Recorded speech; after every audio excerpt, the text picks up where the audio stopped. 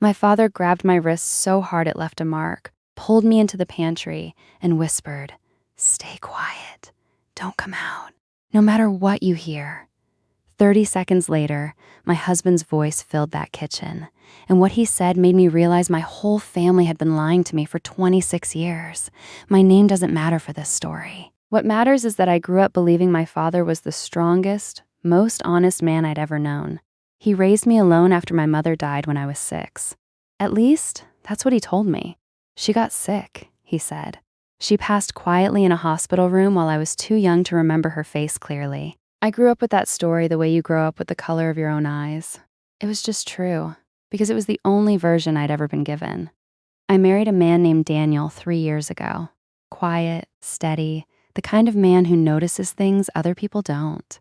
My father never liked him much, though he was always polite about it.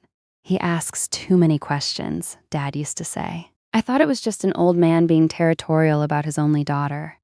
I didn't know then that Daniel's questions were the beginning of the end of every lie my father had built his life on. It was a Sunday in late October, and we were at my father's lake house for what he called family dinner, though it was really just the 3 of us. Him, me, and whichever bottle of scotch he'd decided to open early. I noticed something off the moment I walked in. He kept checking his phone.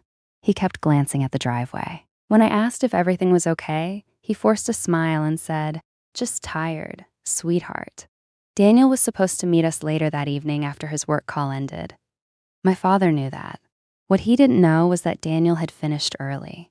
We were in the kitchen, my father pulling plates down from the cabinet, when his phone buzzed one more time. He read the message and his whole face changed. The color drained out of it like someone had pulled a plug. Before I could ask what was wrong, he grabbed my wrist and pulled me toward the pantry. "Dad, you're hurting me." "Stay quiet," he said, and his voice wasn't the voice I knew. It was low, shaking, almost afraid. "Don't come out, no matter what you hear." I stood in that dark little pantry between cans of soup and my confusion, my heart pounding so loud I was sure he could hear it through the door. I told myself it was probably nothing. Maybe a surprise party. Maybe some silly secret about a gift. I wanted so badly for it to be something small. Then I heard the front door open, and Daniel's voice traveled through the house. "We need to talk," he said. No greeting, no warmth.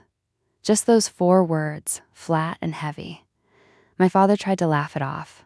"Danny, come on, sit down, have a drink." "I found her," Daniel said. "I found Elaine." I froze. Elaine. That was my mother's name.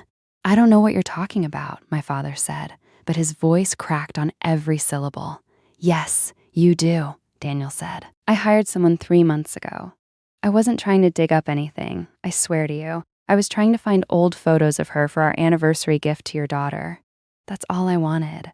A photo album of the mother she never got to know. But there were no death records, no obituary, no hospital file, nothing. Because she never died, did she? I don't remember deciding to open the pantry door. I just remember my hand was already on it, and my whole body was shaking, and I heard my father say the words that broke 26 years of my life into pieces. "She left," he said, his voice barely above a whisper. "She left us. She wasn't sick. She left when our daughter was 6 years old, and I couldn't. I couldn't tell a little girl that her mother chose to walk away. So I told her she died. I thought it would hurt less. I stepped out of that pantry with tears already streaming down my face, and my father turned to look at me like a man watching his entire world collapse in real time.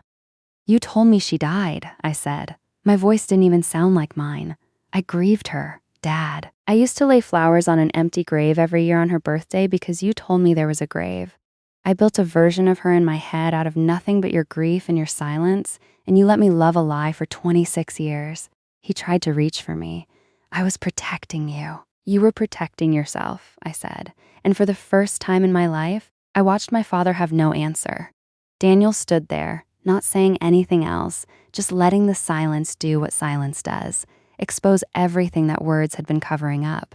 I looked at him, and I understood in that moment why he'd been asking so many questions all those months. He wasn't trying to cause chaos. He was trying to give me a gift. And instead, he'd handed me the truth about a wound I didn't even know I was carrying. That night, I didn't scream. I didn't throw anything. I sat down across from my father at that same kitchen table and I asked him one question. Where is she now?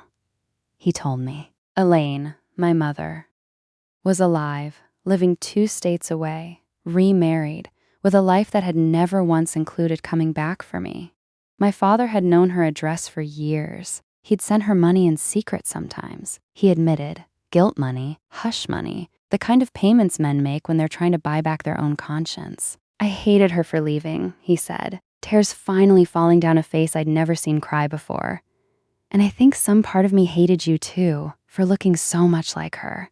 I didn't know how to raise you and grieve a woman who wasn't even dead, so I killed her off in my own story, and I let you bury a mother who was never in that ground. I sat with that for a long time, long enough for the anger to burn itself down into something quieter, long enough to understand that my father hadn't been protecting me from pain. He'd been protecting himself from having to explain abandonment to a child too young to carry that kind of weight. It was still wrong, but it was human, and understanding it didn't mean I had to excuse it. I didn't reach out to my mother that week or that month. Some wounds need time before you're ready to even look at them directly. But I did something else. I looked at my father, this man who had lied to me for my entire life out of fear and grief and pride, and I told him the truth would have hurt less than the lie ever did. You should have trusted me with it, I said, even as a child, even broken hearted. I could have handled the truth. What I couldn't handle was finding out I'd been mourning a woman who chose to leave instead of one who was taken from me. He nodded, and for the first time, he didn't argue. He just said, I know. I'm sorry. I was a coward, and I called it love. Daniel took my hand that night, and he didn't say anything triumphant about being right. He just held on, and that quiet steadiness was the thing that reminded me healing doesn't come from revenge. It comes from finally being allowed to know your own story, even the ugly parts. Here's what I've learned since that night in the pantry. The people who love us sometimes hide the truth because they're afraid it will break us. But a lie, no matter how gently it's told, always breaks something too. It just breaks it slower and quieter until one day it all falls out at once. If you're carrying a truth that someone deserves to know, tell them. Give them the respect of reality, even when reality is painful.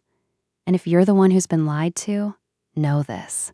Finding out the truth doesn't undo the love you felt. It just means you finally get to love the real story, instead of the one someone built to protect themselves. I stopped hiding that night in more ways than one. And I've never gone back into that pantry or that silence again. If this story moved you, stay with me, because there are more stories like this one coming about the secrets families keep, the truths that finally surface, and the strength it takes to heal from both. Subscribe so you don't miss the next one.